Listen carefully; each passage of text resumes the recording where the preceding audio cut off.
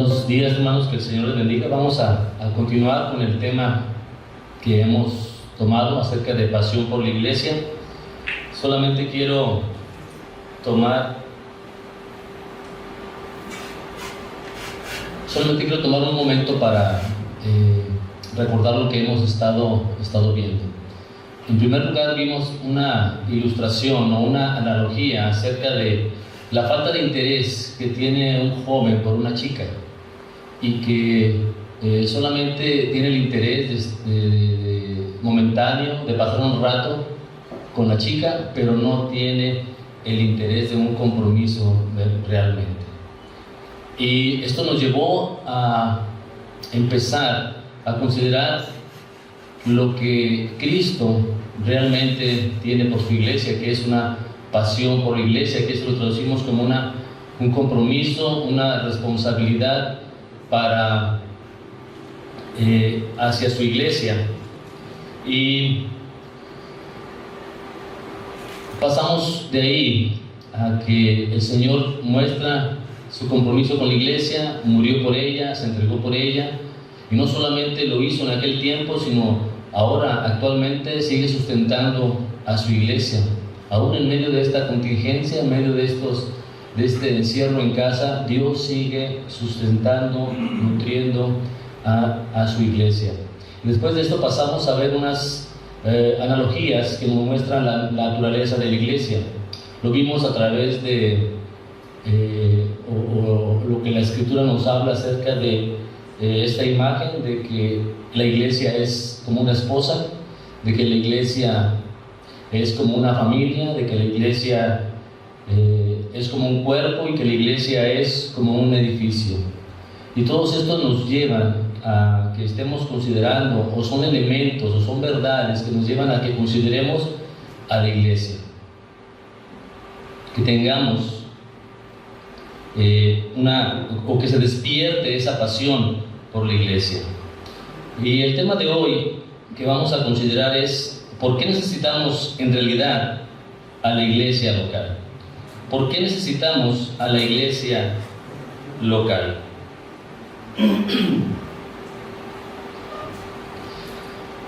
Y voy a empezar con esta pregunta. ¿Pertenecer a una iglesia es una realidad? ¿Es una necesidad? ¿O pertenecer a una iglesia es solamente una formalidad? Repito la pregunta. ¿Ser parte de una iglesia, ser miembro de una iglesia, es solamente una formalidad o es una necesidad? Porque, hermanos, la iglesia local es una expresión visible, una expresión que se puede tocar, que se puede ver en el mundo real y que nos muestra el cuerpo de Cristo. Que no aferrarse a una iglesia en particular implica no obedecer a Cristo. Y vamos a partir de esto. El no aferrarse, el no pertenecer a una iglesia, el no adherirse a una iglesia, el no tener pasión y compromiso en una iglesia en particular, implica no obedecer a Cristo. Y quizás tú puedas decir: ¿sabes qué? Yo me he entregado a Cristo, yo me he entregado al Señor, pero no tengo la mínima intención de entregarme a la iglesia. ¿Cómo se escucha esto? Me he entregado a Cristo, pero no tengo la mínima intención de entregarme a la iglesia. ¿Pero por qué no? Y luego esta persona responde: porque puedo ser cristiano sin pertenecer a la iglesia. Y responden esto con tanta soltura que déjame preguntarte lo siguiente: ¿estás seguro acerca de eso?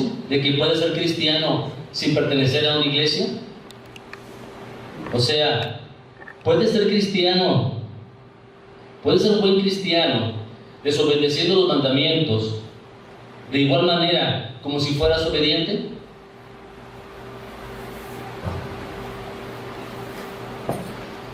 Piensa en esto. Los apóstoles se involucraban, o estaban involucrados y ocupados plantando y cuidando a las iglesias locales individuales.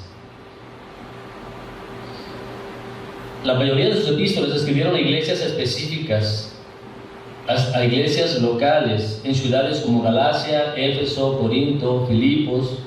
Y vemos también cómo el apóstol Juan escribió cartas a otras iglesias, de Esmirna, por ejemplo.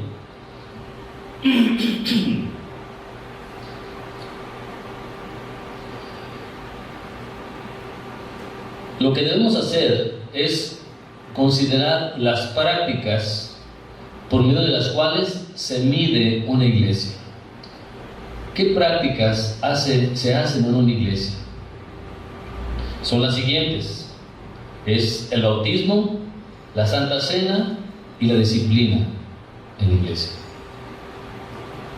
Si en una iglesia tú no puedes participar de estas ordenanzas del Señor Jesucristo, porque Él ordenó el bautismo, Él ordenó la Santa Cena y Él ordenó la disciplina en la iglesia.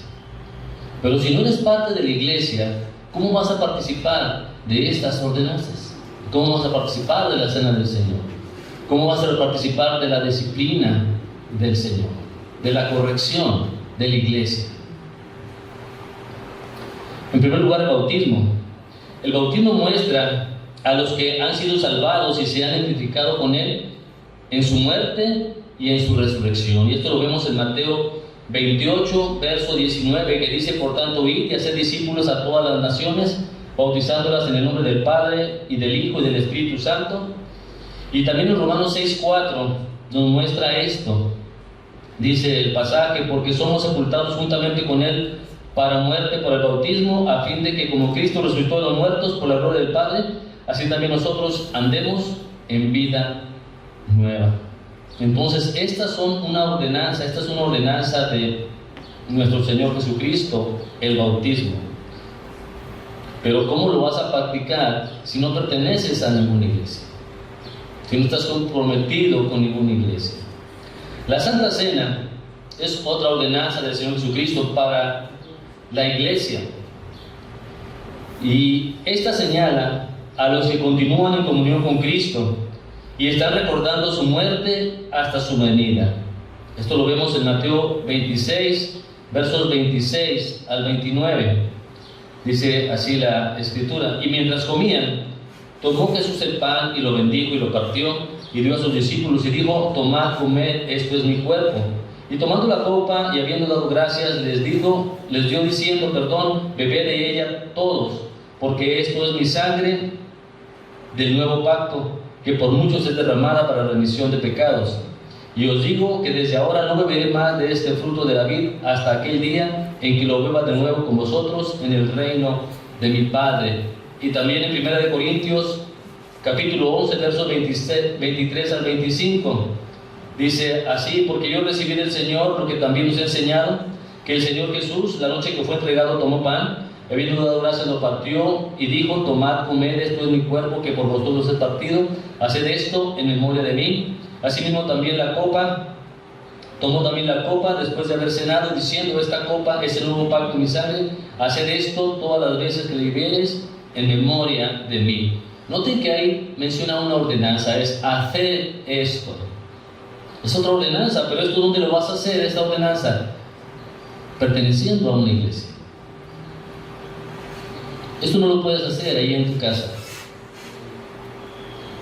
Es perteneciendo a una iglesia. Quizás en tu casa puedas leer la Biblia, quizás en tu casa puedas orar, quizás en tu casa puedas orar, meditar acerca del sermón, pero no puedes participar de la cena del Señor, porque es una ordenanza corporativa para la iglesia. Y también la disciplina, esta ordenanza que el Señor dio para la iglesia, solamente se practica en la iglesia. Esta es el proceso que aparta a una persona de la iglesia, se actúa de manera contradictoria a lo que enseña el Nuevo Testamento. Para poder amar a la persona que se arrepiente de su pecado y para no confundir a otros en cuanto a lo que significa ser cristianos, el liderazgo de la iglesia los aparta con amor en la esperanza que sean restaurados. Vayamos a Mateo 18, versos del 15 al 17. Por tanto, si tu hermano peca contra ti, no te la ordenanza, ve, repréndele. Otra ordenanza, repréndele, estando tú y él solo. Si te oyere, has ganado a tu hermano. Mas si no te oyere, ordenanza, toma aún contigo a uno o dos, para que en boca de 2 o 3 testigos conste toda palabra. Si no los oyere a ellos, otra ordenanza, dilo a quién, a la iglesia. Y si no oye la iglesia, atiende por gentil y publicano. Estas 3 ordenanzas que acabo de mencionar, el bautismo, la cena del Señor y la disciplina corporativa, la disciplina en la iglesia, no se pueden practicar en ningún otro lugar más que en la iglesia. Si tú eres un cristiano y estás contento con eso solamente y no te adhieres a una iglesia, no tienes un compromiso con una iglesia, realmente estás en un gran peligro, realmente estás en una desobediente actitud ante las ordenanzas del Señor Jesucristo.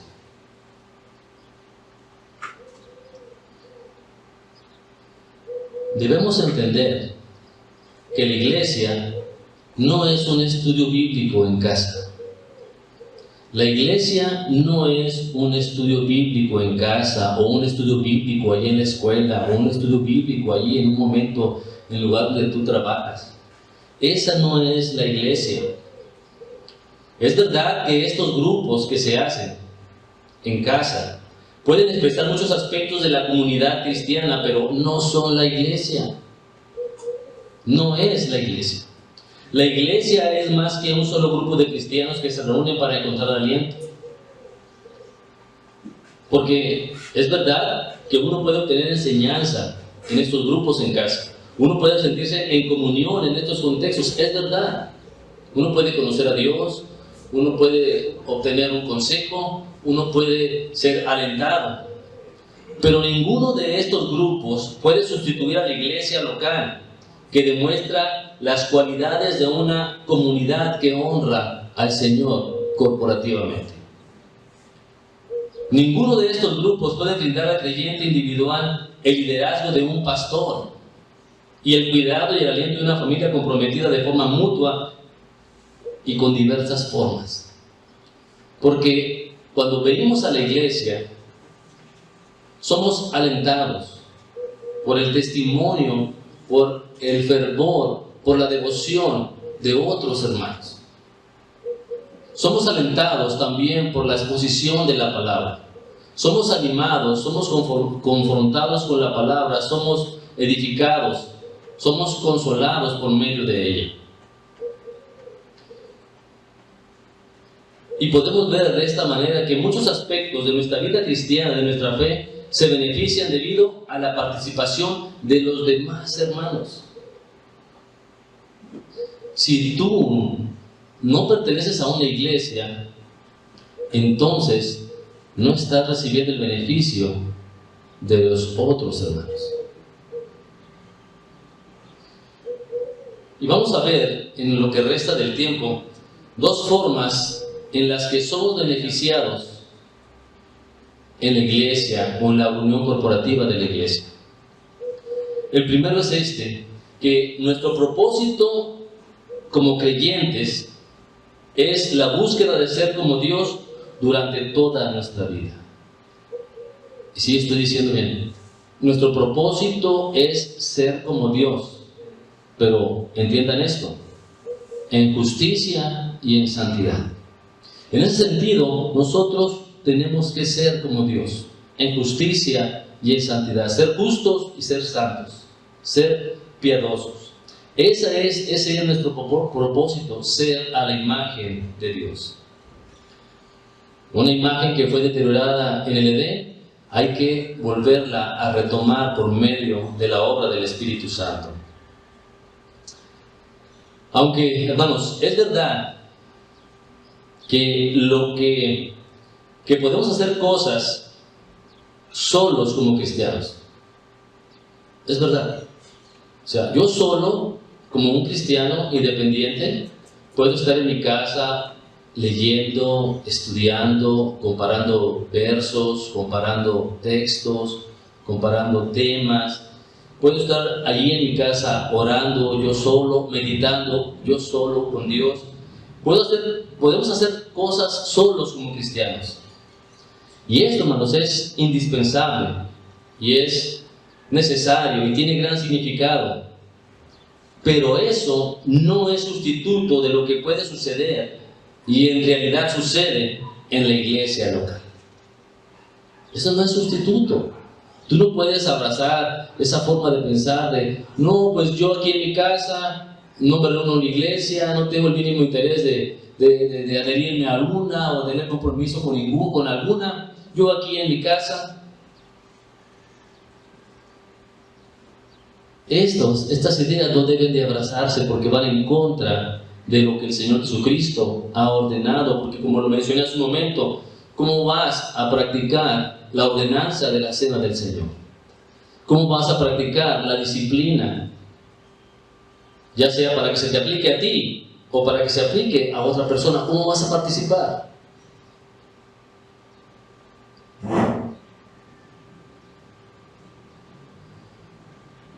Decía hace un momento que es bueno que hagamos cosas solos como cristianos, orar, leer, meditar, pero eso no es sustituto de lo que puede suceder en realidad y de lo que en realidad sucede en la iglesia local. Porque entendamos bien esto, hermanos, mi relación individual con Dios, mi relación directa con Dios a través de Jesús, es mi mayor privilegio. Él es en verdad todo lo que necesito. Solamente a Él necesito para mi salvación. Nada más. Solamente. Como el ladrón de la cruz. ¿Qué necesitó? ¿Él se pudo adherir a una iglesia? No.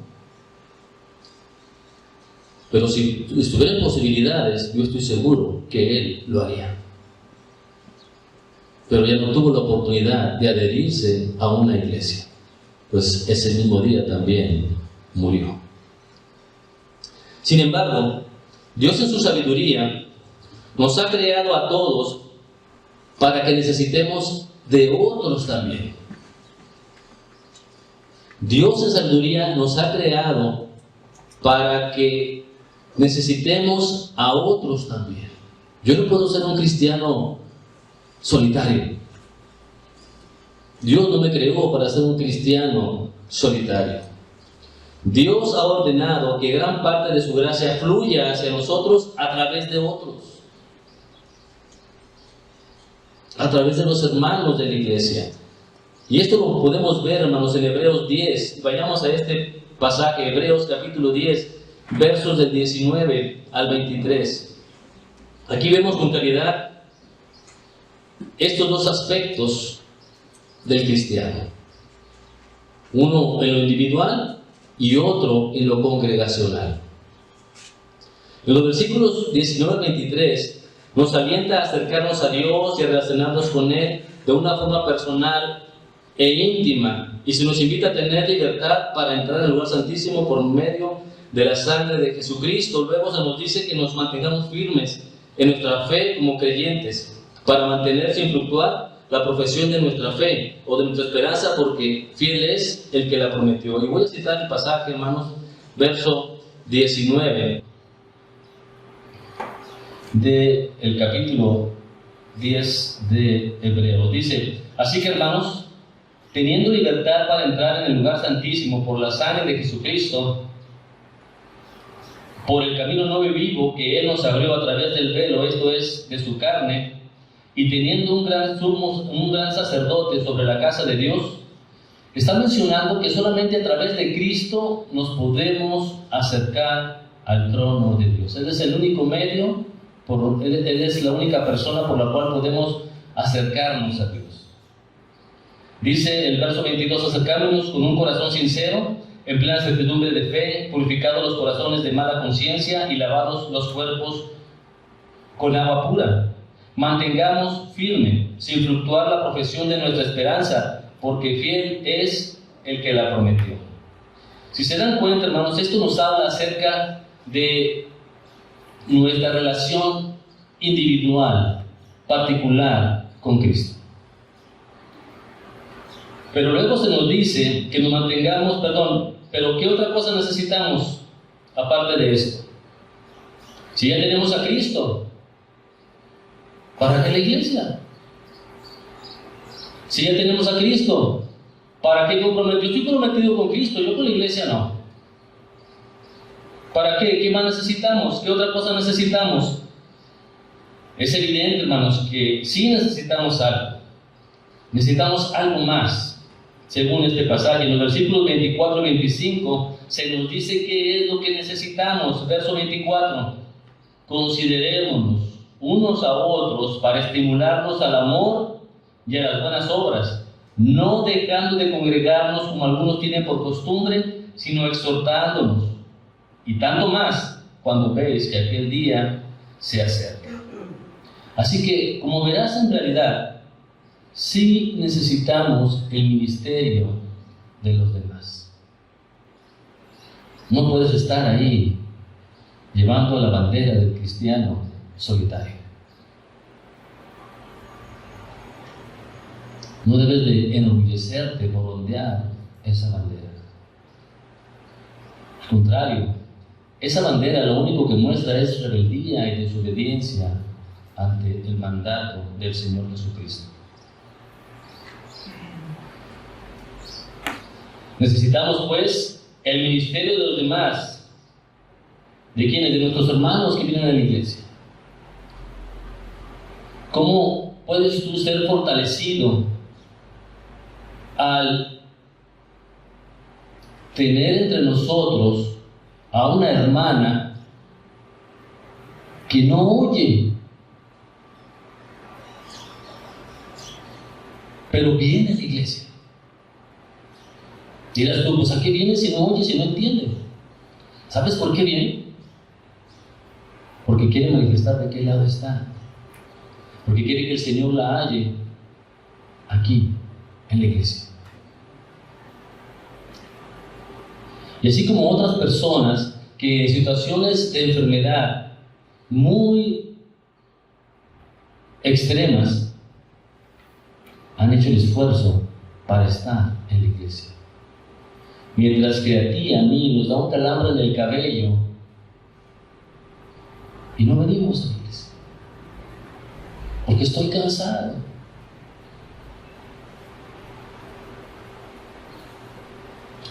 El ver estos ejemplos de estas hermanas o de estos hermanos realmente alientan, fortalecen. Ves cómo Dios obra en los corazones y es una realidad. Pero no solamente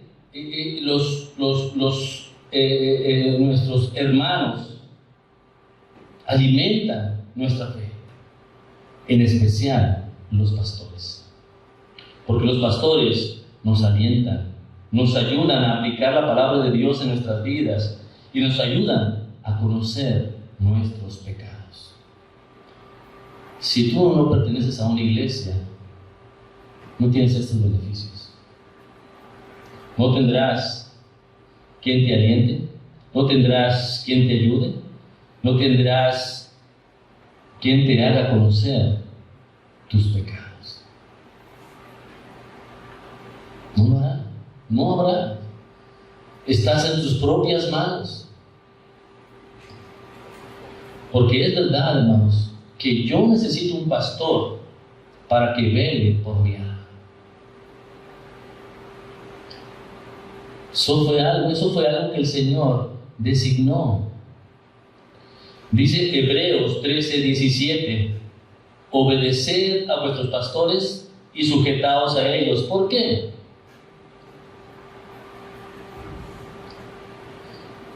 Simplemente porque el Señor lo dice. Pero además el Señor nos da una razón. Dice, porque ellos velan por vuestras almas. Así que si tú no tienes una iglesia, si tú no perteneces a una iglesia, nadie está cuidando de ti. Nadie vela por ti. ¿Cómo te vas a cuidar a ti mismo? ¿Cómo te vas a cuidar a ti mismo?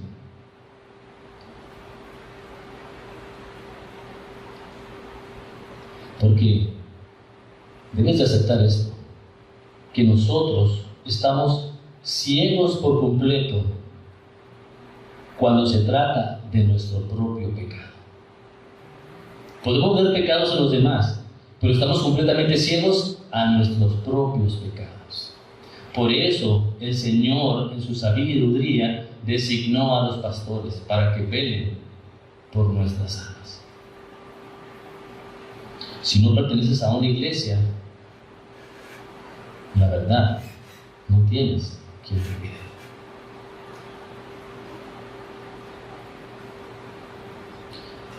Otra parte de la vida cristiana que florece en comunidad es la adoración. Es la adoración. Te pierdes de la adoración. Aunque también es algo que podemos disfrutar a solas, pero algo único e irreemplazable sucede cuando todos estamos adorando juntos. Por ejemplo, no es lo mismo ahorita que estás tú en tu casa escuchando esto, que estar aquí en la iglesia juntos, adorando al Señor de forma corporativa. No es lo mismo, no es reemplazable. Esto solamente es un medio para comunicar la verdad, para tener el cuidado de tu alma, pero no reemplaza la reunión corporativa de la iglesia. El Nuevo Testamento captura esta doble verdad cuando se trata de los creyentes individuales y la familia del creyente como su templo. Porque esto nos enseña el Nuevo Testamento, la palabra de Dios en 1 Corintios 6:19. Este pasaje nos dice que usted y yo somos un templo del Espíritu Santo. Si usted es un creyente, entonces usted y yo somos un templo del Espíritu Santo. Dice así el pasaje: ¿o ignoráis que vuestro cuerpo es templo del Espíritu Santo? Con esta pregunta, hermanos, el apóstol Pablo está afirmando que cada creyente, su cuerpo es un templo del Espíritu Santo. Y aquí se refiere en lo individual. Sin embargo, en la misma carta, el apóstol Pablo describe las iglesias como parte del edificio de Dios. Y noten esto, vayan a este pasaje, por favor, 1 Corintios 3:9. 1 Corintios 3:9. Ya vimos que en el pasaje anterior nos dice que en lo individual somos el cuerpo, que nuestro cuerpo es un templo. Pero en este pasaje vamos a ver que en lo corporativo somos un edificio. Dice el pasaje: porque nosotros somos colaboradores de Dios y vosotros sois labranza de Dios. ¿Qué dice? Edificio de Dios. O sea que todos juntos somos un edificio. No dice la Escritura que son edificios de Dios. ¿Sí se dan cuenta de esto? Dice, vosotros sois labranza de Dios. No dice que somos edificios de Dios, que no somos templos de Dios. Dice que somos un edificio. A todos los que individualmente somos un templo, en conjunto no somos templos individuales. En conjunto somos un edificio. De tal manera que cuando nos reunimos para adorar en comunión, respondemos a Dios. Cuando Dios nos convoca en su día, o cuando la iglesia se ha convocado entre semana, nosotros respondemos a Dios para adorar en comunión. Y Dios allí se revela a sí mismo ante nosotros de maneras diferentes. De maneras diferentes. Porque mientras tú estás pasando una situación diferente a la mía, y diferente a otro hermano, y diferente a su vez a otro hermano, el Señor se manifiesta de manera diferente. De una manera que no podemos comprender misteriosa en la reunión de la iglesia.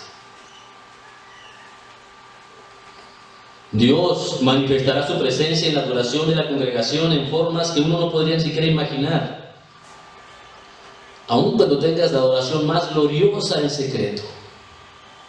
Aun cuando estés ahí adentro de tu recámara o adentro de tu closet y pases un gran tiempo con Dios, eso no es nada comparable con lo que se experimenta en la reunión corporativa de la iglesia, donde Dios ha manifestado su especial presencia. Y esto es porque un creyente individual, no es solo un templo de Dios como individuo, sino que la Biblia también dice que los cristianos colectivamente son el templo de Dios, son edificio de Dios. O sea, esto que acabamos de ver nos dice que en lo individual somos un templo, pero en lo colectivo también somos un templo.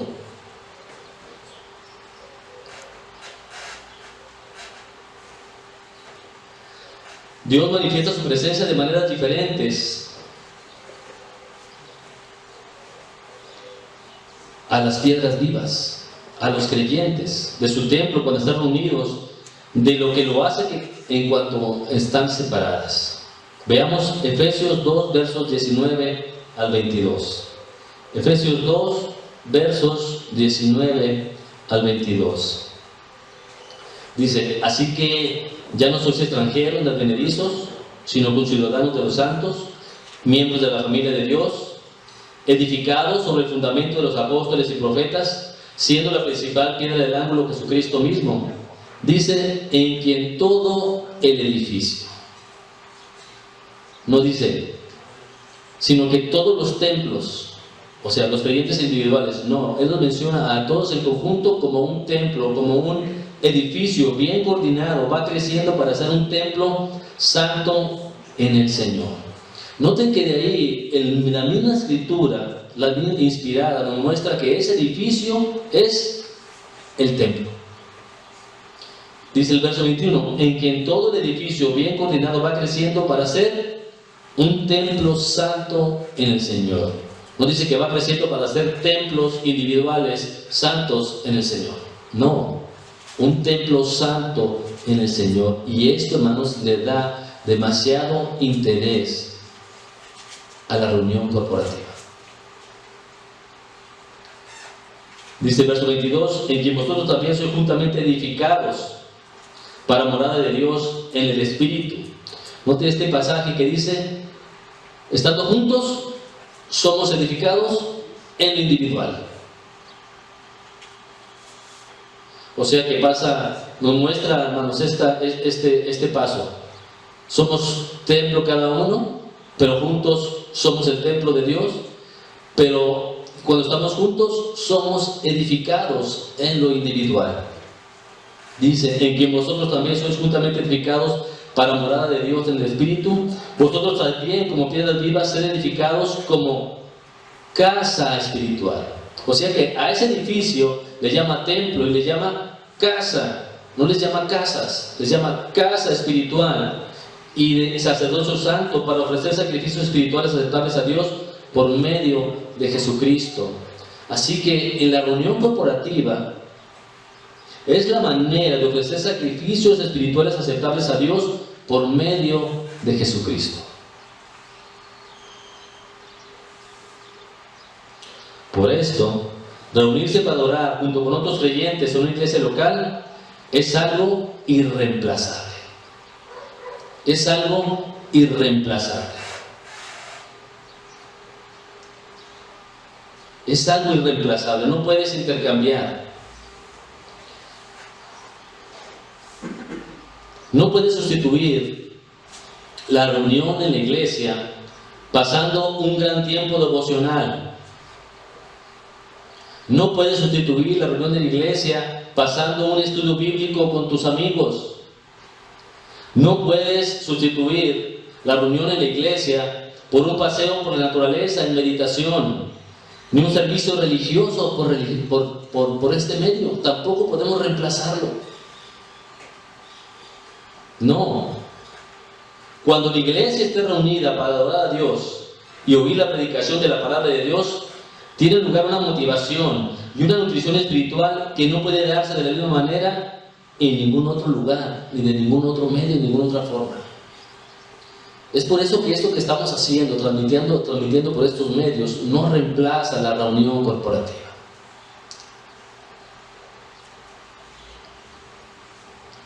Porque nuestra adoración colectiva nos edifica, nos fortalece y glorifica a Dios como nada más puede hacerlo.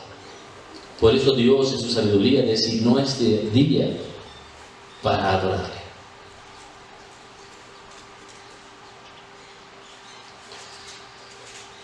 Espero que hayas entendido de que las cosas que hacemos juntos como cristianos no son actividades extras. Las cosas que hacemos como cristianos colectivos en una iglesia no son actividades extras. No es como un bono extra. No es que yo ya leí mi Biblia en mi casa, ya oré, ya medité, ya fui a visitar a una persona. Ya con eso ya llevo un buen camino recorrido. Ve a la iglesia. No, eso ya es extra. Ya hice todo lo demás. Ya estuve en mi casa meditando, tuve mi devocional. No es así. La reunión corporativa de la iglesia no es una actividad extra, no es un bono más a tus actividades religiosas. No.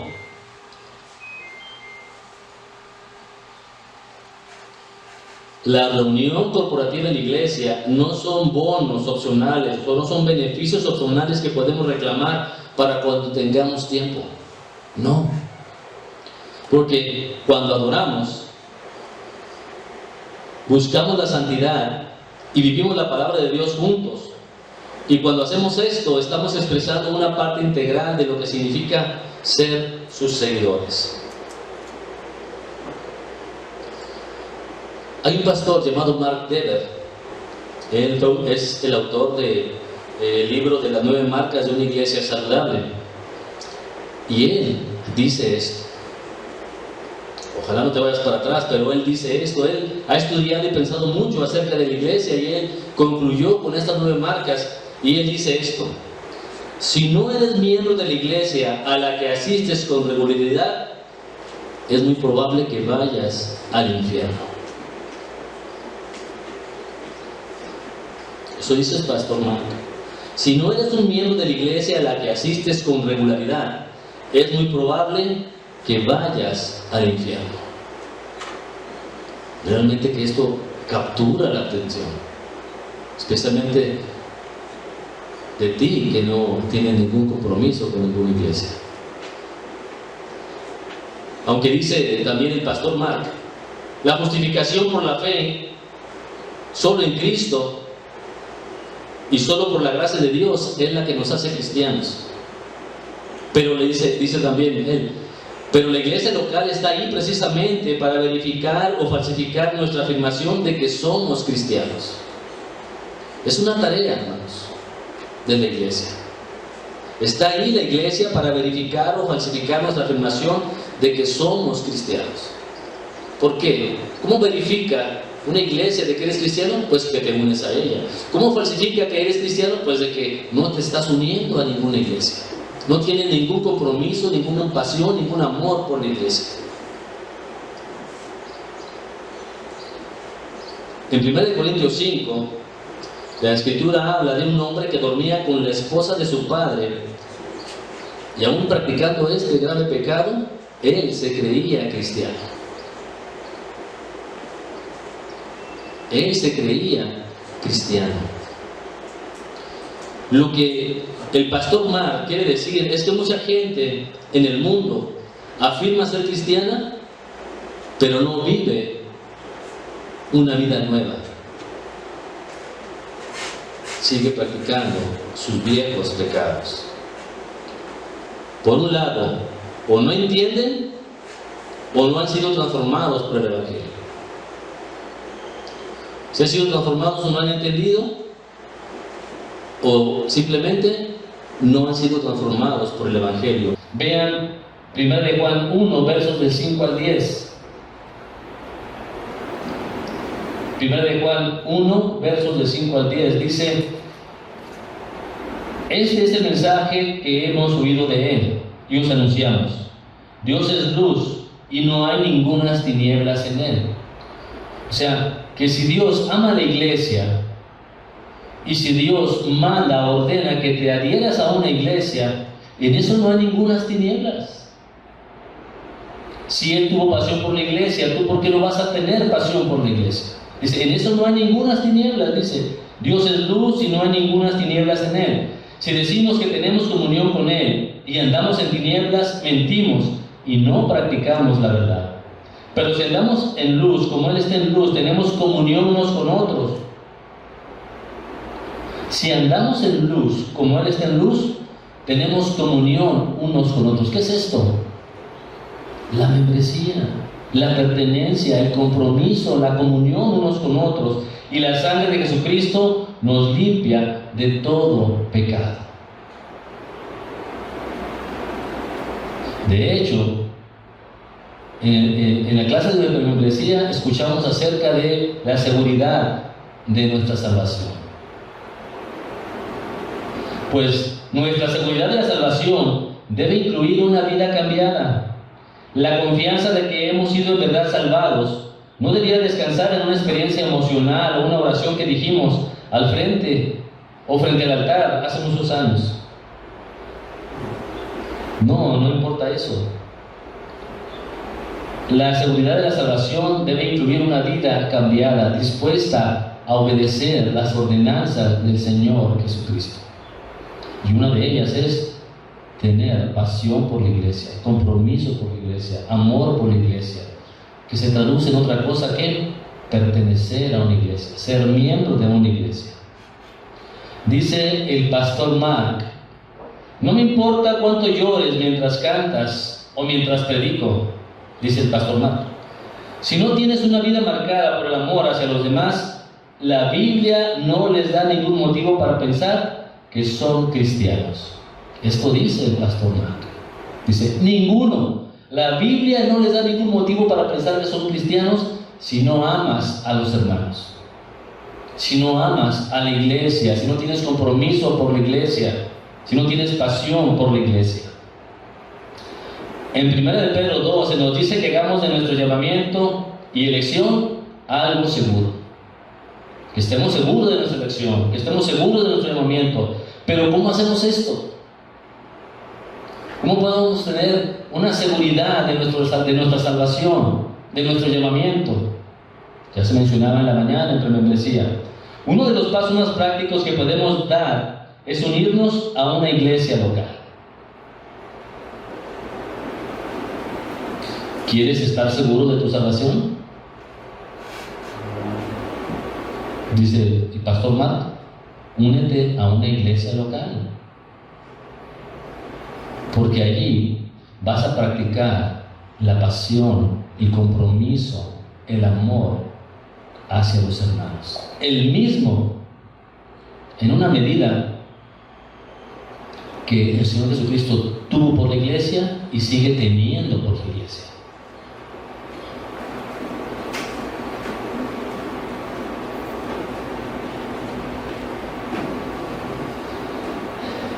Quizá será que necesites que se te aclare el Evangelio y las implicaciones para la vida personal.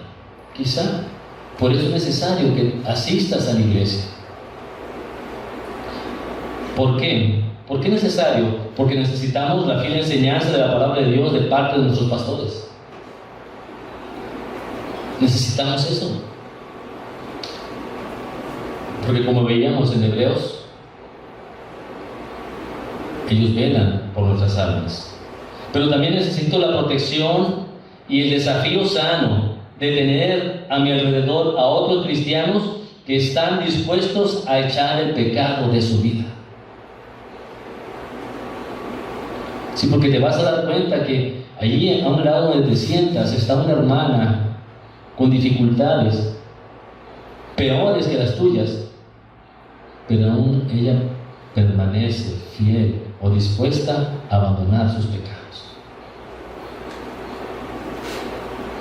Y eso te desafía a permanecer en Cristo, a abandonar el pecado.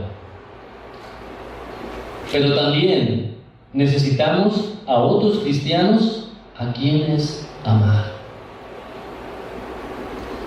¿Habías pensado eso? Necesitamos a otros cristianos a quienes amar. O sea, no solamente necesito un pastor que me oriente, que me ayude, que me corrija, que me dirija. No solamente necesito a otros hermanos que también de igual manera me desafíen para mi vida, para el crecimiento de mi vida espiritual. Necesito a hermanos, a otros cristianos a quienes amar. Por eso somos parte de la iglesia, porque nos necesitamos. Necesitamos a cristianos a quienes amar. ¿Por qué vienes a la iglesia? Porque necesito a un hermano a quien amar, a quien mostrar mi compromiso, a quien mostrar mi amor, mi devoción por el Señor. El libro de Primera de Juan se escribió para ayudar a la gente a identificar la evidencia verdadera de la salvación en su vida. ¿Sabes cuál es uno de los signos principales que nos dice que hemos de buscar el apóstol Juan? ¿Sabes cuál? Es este, el genuino amor por los demás. Primero de Juan 2, versos 9 al 10. Dice el verso 9: el que dice que está en luz y aborrece a su hermano, está todavía en tinieblas. El que dice que está en luz y aborrece a su hermano, está todavía en tinieblas. Y si dice que lo aborrece es porque ¿qué? Porque no le ama. No tiene interés por él, no tiene compromiso. Y luego el verso 10 dice: el que ama a su hermano, eso se traduce en compromiso, pasión, responsabilidad. El que ama a su hermano permanece en la luz y en él no hay tropiezo.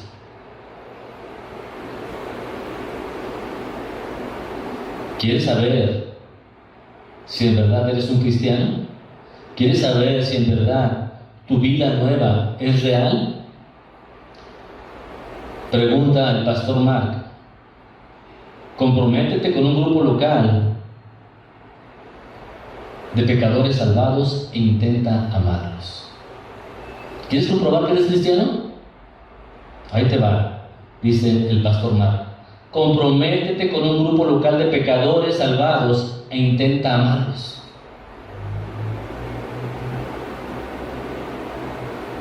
¿Pero qué dices?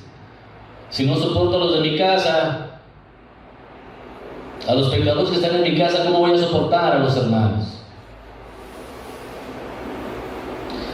Y dice el pastor Mark, y no lo hagas durante 3 semanas. No intentes amarlo solamente durante 3 semanas, no. Ni durante 6 meses, no. Hazlo durante años. Ama a los hermanos durante años. Y dice el pastor Mark, y creo que descubrirás, y otros también lo harán, si amas a Dios o no. La verdad se mostrará a sí misma. Pero en realidad, ¿qué es lo que sucede, hermanos? Vemos defectos en un hermano, vemos situaciones que no nos gustan en tal familia, ¿y qué hacemos? ¿Abandonamos el pecado? No, abandonamos la iglesia. Todo lo contrario. Dice el pastor Mark, comprométete con un grupo local de pecadores salvados e intenta amarlos. No lo hagas solo durante semanas, ni durante 6 meses, hazlo durante años y descubrirás si amas a Dios o no.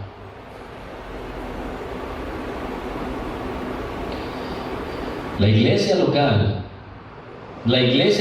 es el lugar donde Dios prueba nuestra vida en Cristo.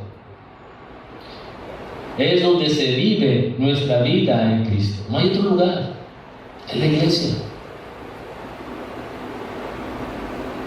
Unirse a una iglesia no nos salva. Dice con énfasis el pastor Mark.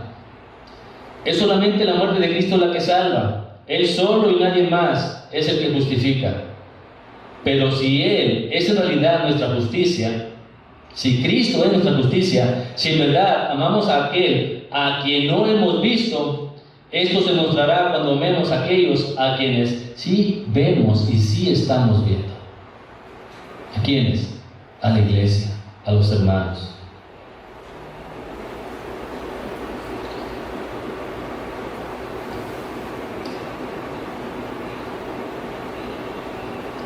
Quizá estés empezando a ver el plan de Dios hermoso para la iglesia, que ese es un lugar donde todos se aman, se perdonan, se sirven, se ayudan.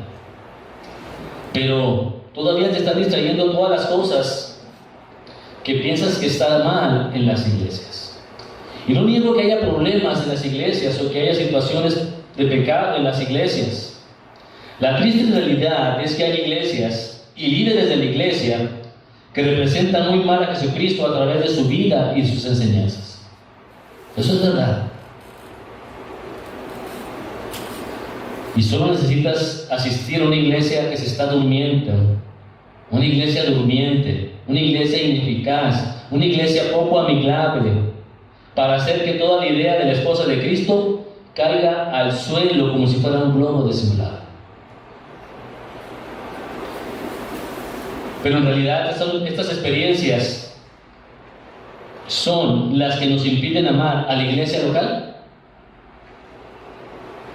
¿Los malos testimonios?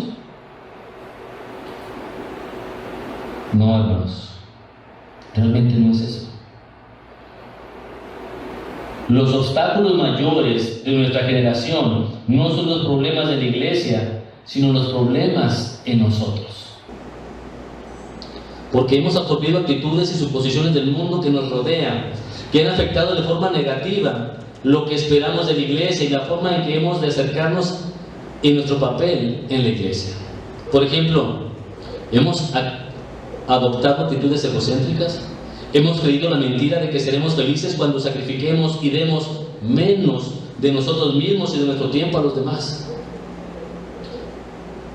Pero cuanto más nos aferramos a nuestro tiempo, a nuestro dinero, a nuestra comunidad, negándonos con egoísmo a dar a nuestra iglesia, tanto menos recibiremos de la iglesia, tanto menos recibiremos de Dios esa edificación, ese crecimiento. También hemos permitido que la orgullosa independencia nos mantenga apartados. Puede ser el orgullo que dice: no necesito a otras personas en mi vida, no las necesito, yo solo. O puede ser el orgullo que dice: no quiero otras personas que me vean como en realidad soy. No quiero exhibirme o exponerme. Quiero aquí vivir en mi comodidad, en mis pecados, porque si me adhiero a una iglesia me van a vigilar. Si me adhiero a una iglesia me van a exhortar, me van a exigir.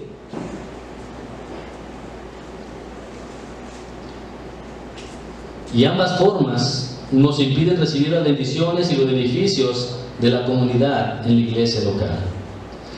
Y también hemos adoptado un ojo crítico hacia la iglesia. Hemos creído que al quejarnos o culpar a la iglesia estamos logrando algo.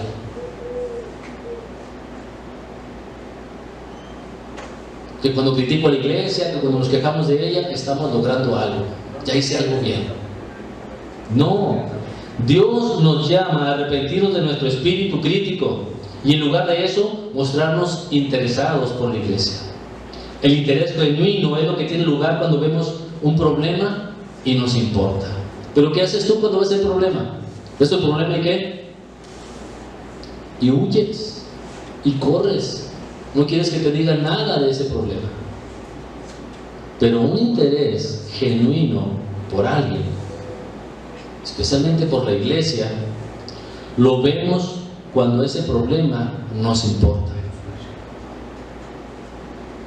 Y este tipo de interés lleva a cambios positivos para nosotros y para nuestra iglesia.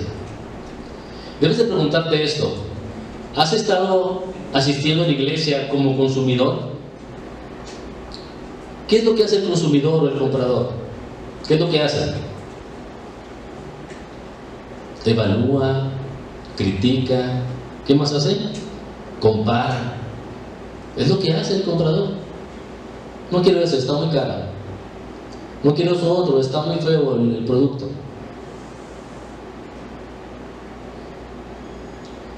¿Hemos estado asistiendo a la iglesia como un consumidor, concentrado solamente en comprar y criticar?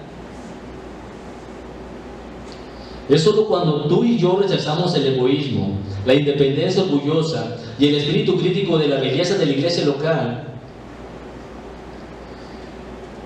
cuando esta belleza se hace presente. Entonces veremos que comprometernos con una iglesia no es una carga, sino un regalo y una necesidad. Comprometernos con la iglesia no nos ata, nos provee de un ancla en la tormenta de la vida, porque tenemos a otros hermanos, tenemos a Dios, tenemos a nuestros pastores, tenemos a los hermanos que se preocupan por nosotros. ¿Dios se preocupa por nosotros? Sí, y lo manifiesta a través de los pastores y lo manifiesta a través de los hermanos.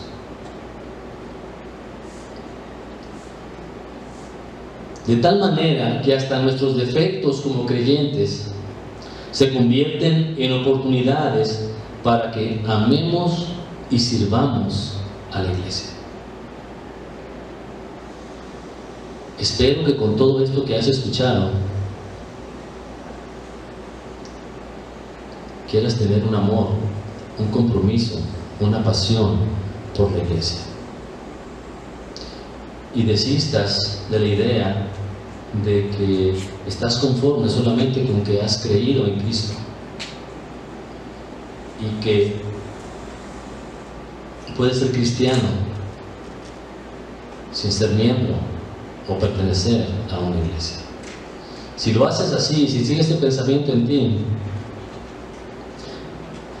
estás en una total desobediencia a Cristo. Yo espero que el Señor traiga una comprensión mejor acerca de la iglesia. Oremos al Señor. Señor, le agradecemos por la oportunidad que nos ha concedido nuevamente de comunicar su mensaje. Pedimos que las verdades que hemos escuchado traigan refrigerio, traigan consuelo, pero también reflexión y abandono, Señor, de pensamientos o ideas que se oponen a la verdad que hemos escuchado. Le agradecemos en el nombre de Cristo Jesús. Amén.